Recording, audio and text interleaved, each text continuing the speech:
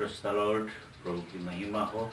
आइए इस समय कुछ बाइबल के वचनों के द्वारा हम लोग प्रभु के निकट आएंगे कि प्रभु हमारे जीवन में किस रीति से हमसे बातचीत करना चाहता है। मेरे प्रियो, हम सब कोई जानते हैं कि मनुष्य का जन्म होना और मर जाना ये निश्चित है। मिट्टी का शरीर मिट्टी में मिल जाना ये निश्चित है।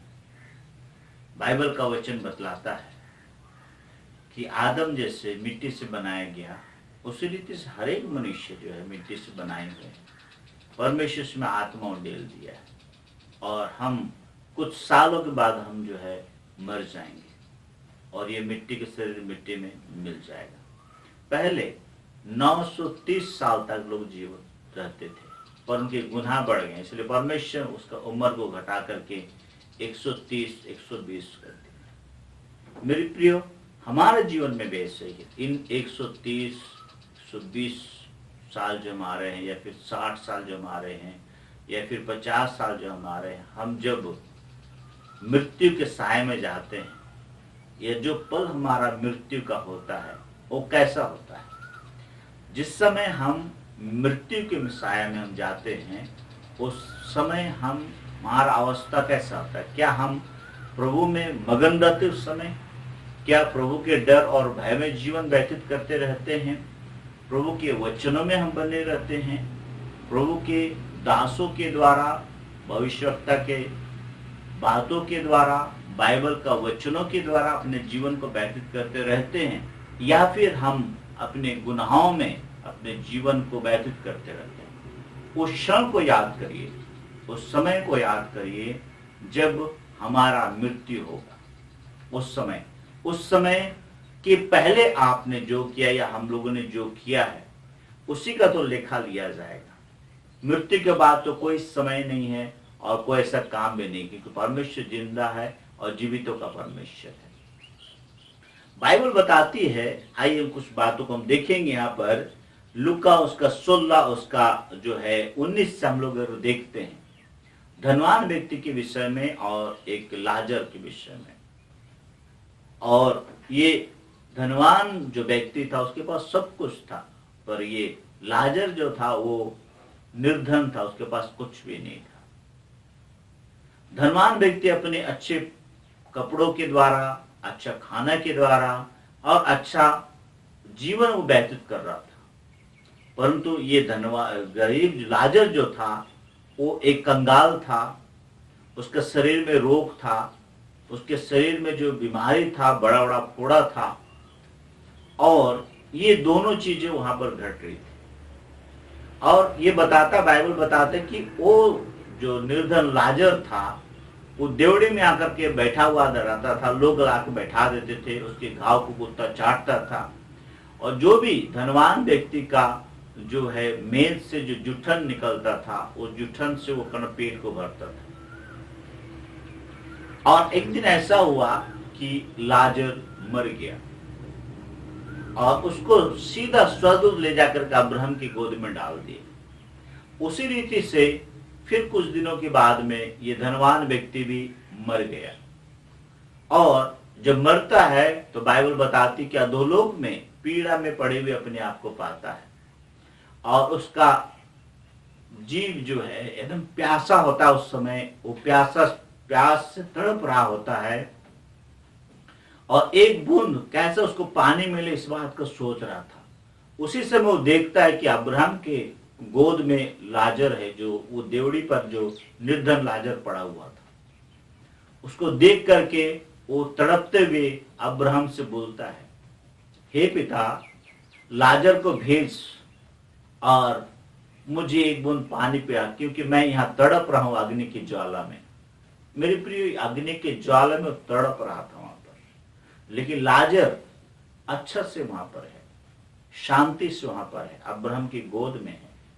जो हमारा मूल पिता है उसके गोद में है, सुकून पा रहा है। पर ऐसे क्यों हुआ?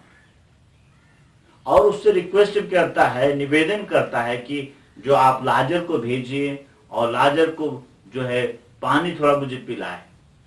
तो वहां अब्राहम कहते हैं कि हम दोनों के बीच में जो है बहुत बड़ा गड्ढा है, पार होना मुश्किल है, आपको भी आना मुश्किल है, यहाँ से भी कोई जा नहीं सकता है।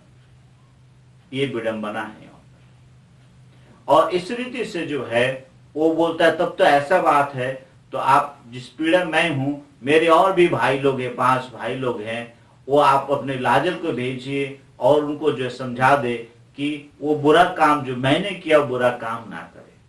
मेरे प्रिय, बुरा काम क्या है? परमेश्वर ने उस धनवान व्यक्ति को बहुत धन और दौलत दिया था, परंतु देवड़ी में जो पड़ा हुआ निर्धन लाजर था उसको भी परमेश्वर वहीं पर खड़ा किया। परमेश्वर ने इसको व्यवस्था के पुस्तक भी दिया था, भविष्यवक्ता भी इसके पास आते थे, पर उन्होंने उन पर भरोसा किया या नहीं किया, आप इस समय देख सकते हैं। हम सब के नजदीक में भी बहुत सारे ऐसे गरीब लोग हैं, हम सब के नजदीक बहुत सारे ऐसे नंगे हैं, बहुत सारे ऐसे लोग बीमार से ग्रसित हैं। आपके पास धन है, आपके पास धन है, पर आप उनकी शुद्धि नहीं लेते हैं। हम लोग याद करें मत्ती रचित सुसमाचार उसका 25 का अध्याय में जो कहता है, मैं भूखा था, तूने मुझे खाना नहीं खिलाया, मैं बीमार था, तूने मेरी शुद्धि नहीं ली, मैं प्यासा था, तूने पानी तक तूने नहीं पिलाया। क्या ये लाजर की स्थिति ऐसा नहीं है? वो यहां धन के घमंड में चूर था व्यक्ति, और ये धन जो है अब कहां लेके आया उसको? मेरे प्रिय, जब हम मरने की स्थिति में होते हैं उस समय तक को याद करें आप कि अब मेरा मृत्यु निश्चित, अब मेरा उम्र हो गया है। उस समय आपका जीवन प्रभु के अनुसार है या नहीं है? आप विश्वास तो करते हैं, पर कर्म आपने किया है या फिर हमने किया है? आप विश्वास करते हैं, प्रभु शैतान भी विश्वास करता है, उसका नाम, यीशु का नाम से थर-थर शैतान कांपता है। पर इस व्यक्ति को देखिए, इसके पास सब कुछ था, मलमल का वस्त्र पहना करता था, पर इसने जो है उस लाजर जो निर्धन था, बीमार से ग्रसित था, कुत्ता भी उसको चाटते थे, उसके पास बहुत सारे खाने थे, कुत्ता लोग को भी खाना देता था, लेकिन एक प्लेट ला करके उसको खाना नहीं दे सकता था, ऐसा उसका मन था। शैतान ने उसको जकड़ लिया था। इसलिए संसार में जब आप रहते हैं या फिर हम रहते हैं तो शैतान हमेशा में जकड़ने की कोशिश करता है, और वो चाहता है कि लोग नरक में जाएं, वो चाहता है कि अधोलोक में जाएं, जहां खूब सारे पीड़े होंगे और जहां आग के ज्वाले जो है जलते रहेंगे, और वहां पानी का प्यास जो हमें लगेगा कोई पिलाने वाला नहीं होगा। मेरे प्रिय, आप इस बात को सोचिए।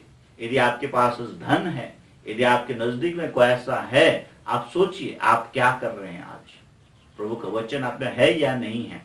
तब वो कहता उसको कि मेरे 5 भाइयों को जो है उनके पास जिसको भेज दीजिए, उनके पास भेज दीजिए, और यहाँ की पीड़ा का विषय बताइए, ताकि वो लोग इस पीड़ा में ना आए। एक मरने के उपरांत उसका मन में ये बात आता है कि मेरे भाई को भी सिखाना चाहिए। पर वहां पर अब्राहम कहता है, हम लोग अगर 16 का 29 को हम लोग देखेंगे, अब्राहम ने उससे कहा उसके पास तो मूसा और भविष्यवक्ता की पुस्तकें हैं, उनके पास तो मूसा और भविष्यवक्ता की पुस्तकें हैं।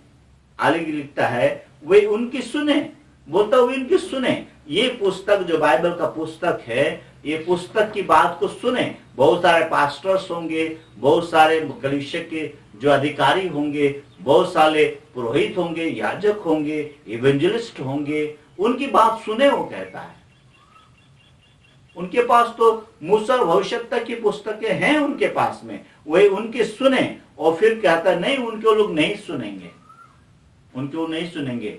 जब मुर्दों में से जी के जाएगा लाजर, तब उनके सुनेंगे, ऐसा लोग बोलते हैं।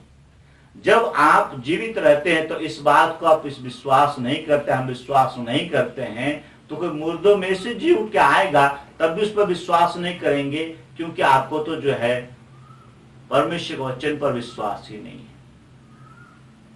जिसे जन्म के जो अंधे को आंख जब खुल जाता है तब भी फरीसी लोग विश्वास नहीं करते, तब भी फरीसी लोग विश्वास नहीं करते। नहीं, ये धोखा है, झूठ बोल रहा है, ऐसा बोलते हैं। तो फिर ये मुर्दा लाजर भी जी के आ जाएगा तो वो भी जो है विश्वास नहीं करेंगे। मेरे प्रियो, हम सब वचन को जानते हैं, पर वचन के अनुसार अपने जीवन को व्यतीत नहीं करते हैं। हमारे पास धन है, पर उस धन को कहाँ परमेश्वर ने खर्चा करने के लिए या किन की शुद्धि के लिए बोला है, इस बात को आप जानते हैं, लेकिन आप करते नहीं हैं। हम करते नहीं हैं क्योंकि आपको अपने उस धन पर घमंड है, हमको उस धन पर घमंड है। आप कहते हैं ये मेरा है, आप कहते हैं ये मेरा है। हम मर जाने के बाद में आजकल तो सिस्टम ऐसा निकला मेरे प्रियो कि आप एटीएम से निकाल सकते हैं। तो आज ऐसा हो जाए कि जब कब्र में हम लोग दफनाए जाते हैं, एटीएम का लिंक वहां तक रहने पाए। प्रभु का वचन से हम कोसों दूर हैं, हम विश्वास ही नहीं करते हैं। इस वचन पर विश्वास नहीं करते हैं। 1000 रुपया का नोट, 2000 का नोट हम देख करके खुश हो जाते हैं, उस पर विश्वास करते, लेकिन प्रभु का वचन पर विश्वास नहीं करते जो जिंदा और जीवित है। इसलिए उस लाजर के जैसा जो गरीब होना ठीक बात है या नहीं तो आप समझते हैं, पर क्यों परमेश्वर ने उस लाजर को वहां पर रखा? क्यों धनवान व्यक्ति को धन से भर दिया?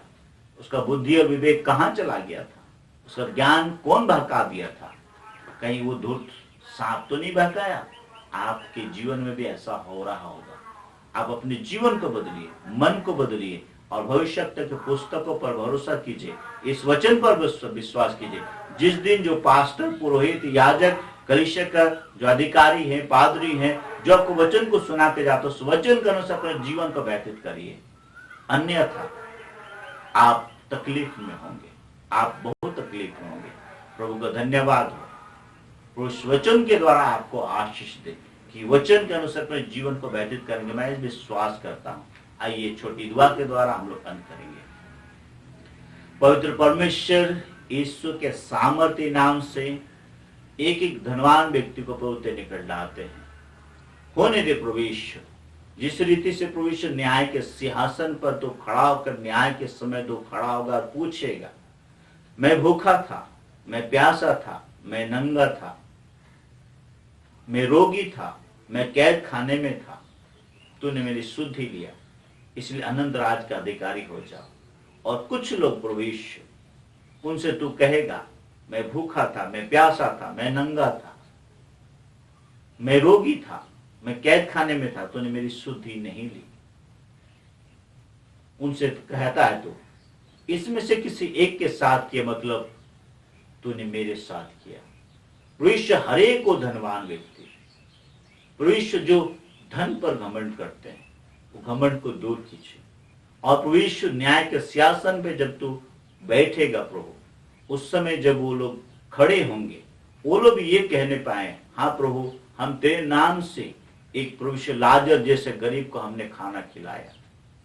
हाँ प्रभु, एक रोगी को हमने आपके पवित्र नाम से हम वहां गए और प्रभु यीशु हमने उन्हें हॉस्पिटल में एडमिट करवाया, उसे चंगाई मिला। प्रभु यीशु, जो मैंने धन एकत्रित किया था इनके ऊपर में क्या प्रभु ऐसे आशीष दे उन सबको, ताकि प्रभु यीशु तू कह सके, अद्भुत रीति से तू कह सके, हाँ प्रभु यीशु अनंत राज के अधिकारी के लिए तुम चले जा बोल करके। हाँ प्रभु, इस धनवान व्यक्ति के जैसा नहीं।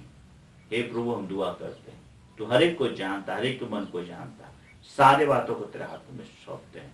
प्रभु यीशु, जो प्रार्थना निवेदन हमने मांगा तूने सुना, इस पर धन्यवाद देते हैं। सारे बातों को, सारे प्रार्थना निवेदनों को तेरे हाथों में चढ़ाते सुनिए, स्वाद ग्रहण कीजिए। आमीन। आप सभी को जय मसीह की।